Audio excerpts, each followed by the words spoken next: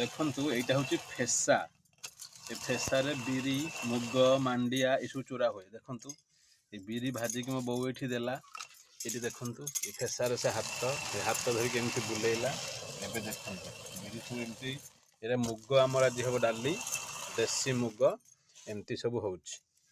ଏମିତି ଦେଖନ୍ତୁ ଆମର ଏମିତି ମୁଗ ଚୁରା ହେଉଛି। ଏମିତି ଦେଶୀ ଉପାୟରେ ମୁଗ ଚୁରିକି ଖାଇବ ବଢ଼ିଆ ଲାଗିବ। ଦେଖନ୍ତୁ ଏମିତି ଟିକେ କରିବ।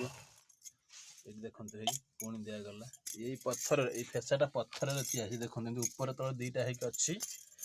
ତାପରେ ସେମିତି ହାତ ଅଛି।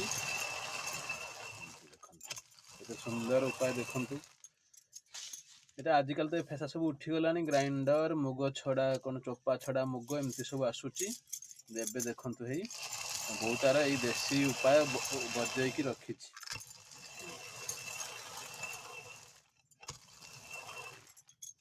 ଆର ସାଉଣ୍ଡଟା ଶୁଣନ୍ତୁ କେମିତିକା ସାଉଣ୍ଡ ଦଉଛି। ଫେସାର ସାଉଣ୍ଡ ଶୁଣନ୍ତୁ। ଆମେ ନୀରବ ରହୁଛୁ।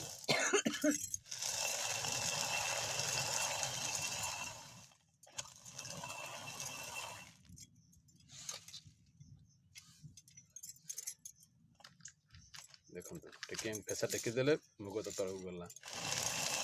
ଟେକିବାକୁ ବି ପଡ଼ିବନି କିନ୍ତୁ ହେଇଯାଉଛି। ଦେଖନ୍ତୁ କେତେ ଚୁରି ହେଇଗଲାଣି। ଏଇ 1-1.5 ମିନିଟ୍ ବି ହେଇନି। 2 ମିନିଟ୍ ଭିତରେ କେଜିଏ ମୁଗ ବି ଚୋରି ହେଇଯାଉଛି। କିଛି ଅସୁବିଧା ନାହିଁ ଆରାମସେ। ତାପରେ ଚୋପା ସବୁ ପାଛୁଡ଼ା ହେବ। ତାପରେ ପୁଣି ହେବ ଆଉ। ଚୁରା ହେଇ ସରିଗଲା। କେତେ ସୁନ୍ଦର ହେଇଛି ଦେଖନ୍ତୁ। ସବୁ ମୁଗରୁ ହେଇ ଚୋପା ସବୁ ଦେଖନ୍ତୁ ସବୁ ଚୋପା ଛାଡ଼ି ଯାଇଛି।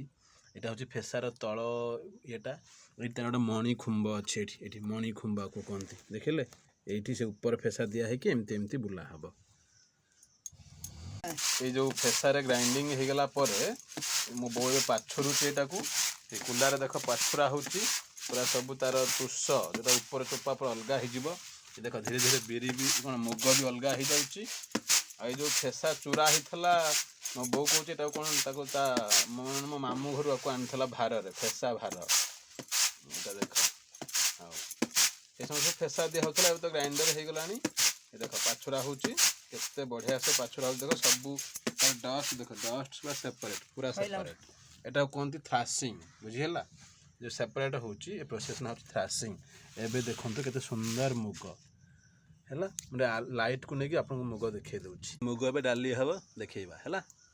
ପାଣିରେ ଧୁଆ ହେଇଗଲା ଏ ମୁଗ। ଏବେ ତାପରେ ଏ ଚୁଲିରେ କଡ଼ା ବସିଛି ମୁଗ ପଡ଼ିବ ଦେଖିବା।